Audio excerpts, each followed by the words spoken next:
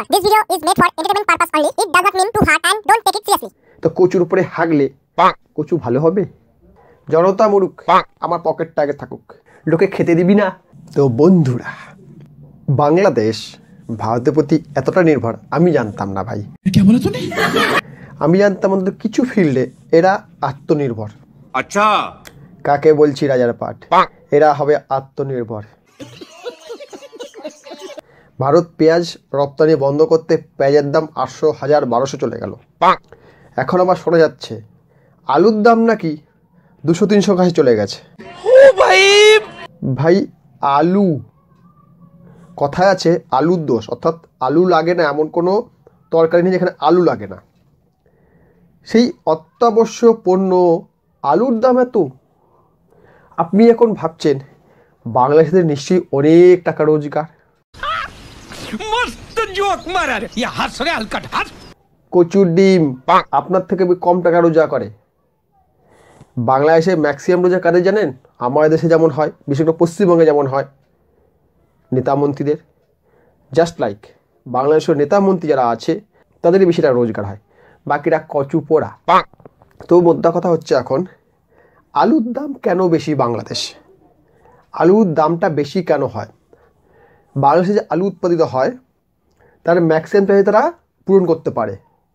কিছু পরিমাণ আলু তাদেরকে ইম্পোর্ট করতে হয়। যেমন আমাদের ক্ষেত্রে আলুর কোনো ইম্পোর্ট লাগে না, আলুটা আমরা পুরোটাই ফলাতে পারি এবং আমরা কিছুটা এক্সপোর্টও করে থাকি। বাট বাংলাদেশের ক্ষেত্রে সেটা হয় না। বাংলাদেশ কিছুটা আলু ইম্পোর্ট করে, কিন্তু যে পরিমাণ ইম্পোর্ট তারা করে তাদের সেই চাহিদা পূরণ করার মতো ক্ষমতা আছে। কিন্তু ওখানকার যে ব্যবসাদাররা আছে না, আগে নিজের পকেট ভরে। জনতা মরুক, আমার পকেটটা আগে থাকুক। শরম করো, ভগবান সে ডরো, ভোসড়ি वालो, ভগবান সে ডরো। ঠিক সেই কারণেই বাংলাদেশে যখন তখন জিনিসপত্রের দাম উল্টো পাল্টা হতে থাকে। যেই বলেই যে ভারত থেকে আলু পেঁয়াজ আমদানি বন্ধ, ব্যাস হয়ে গেল, আলুর দাম চচ্চর করে বেড়ে গেল। যখন ভারত ঘোষণা করলো যে মার্চ মাস পর্যন্ত কোনো খাদ্যদ্রব্য পণ্য, শস্যজাতীয় পণ্য এক্সপোর্ট হবে না, ততক্ষণ পর্যন্ত বাংলাদেশের আলুর দাম ছিল 40 টাকা কিলো। আমাদের এখানে ছিল 16 থেকে 18 টাকা কি 20 টাকা। আমাদের কাছে সেই অপরিবর্তিত দামটাই রয়েছে, অর্থাৎ 20 টাকা বেশি নেই। যখন নতুন আলু এলো তখন 30 টাকা ছিল, আস্তে আস্তে কমছে, সে 20 চলে এসছে, ভবিষ্যতে আরও কমে যাবে, যেটা হয়ে থাকে নর্মালি। পুরনো নতুন দুটো আস্তে আস্তে কমতে থাকে, যখন উৎপাদিত হয় কমতে থাকে। বাংলাদেশের ক্ষেত্রে উল্টো হয়ে গেছে। নতুন আলু আসার পরে আলুর দাম ওর বেড়ে গেছে। এ কেমন কথা? কেন হলো এমন? এর পিছনে মেন কারণ দেখাচ্ছে ওখানকার মিডিয়ারা সিন্ডিকেট। ভাই আলু তো সিন্ডিকেট, লোকে খেতে দিবি না। তোরা নাকি কি বলবো, আর আগে মানব ধর্ম পালন করিস বলে শুনেছি, তো ঠিক করে খেতে দিবি না। তো দেশের বহু ইউটিউবার, বহু সংবাদ মাধ্যম যারা আছে তারা বলে ভারতে নাকি অত্যাচারিত হয়, ভারতীয়রা নাকি কষ্টে আছে, বাংলাদেশের অনেক সুখে আছে। এই তোদের অবস্থা, এই তোদের কি বলবো, হৃদয় আছে? হৃদয় আছে? মনে তো হয় না।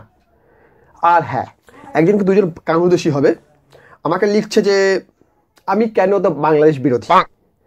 ভাই আগে নিজেদের শুধরা, তোরা নিজেদের শুধরে নে, দেখবি কেউ তোদের বিরোধিতা করবে না। আর আমি কেন বিরোধী, ঠিক কী কারণে বিরোধী, সেই নিয়ে একটা ভিডিও আমি বানাবো।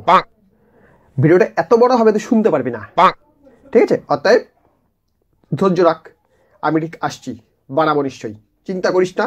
বেঁচে থাকলে বানাবো, মরে গেলে বানার কথা, ঠিক আছে? তো যাই হোক, এখন কথা হচ্ছে আলুর দামটা বেড়ে গেছে বাংলাদেশে। এবারে বাংলাদেশিরা খাবে কি? কেন? কচু না ভাই, কচুও তো নাই, সব তো বাড়ি ঘর করে বসে আছে।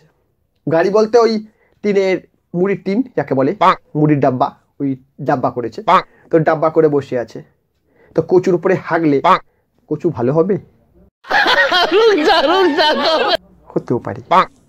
সে যাই হোক, এখন বক্তা কথা হচ্ছে যে আলু নাই, কচু নাই, খাবে কি? এই কাংলু, খাবি কি?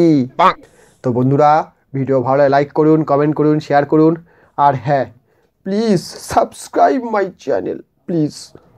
Thank you.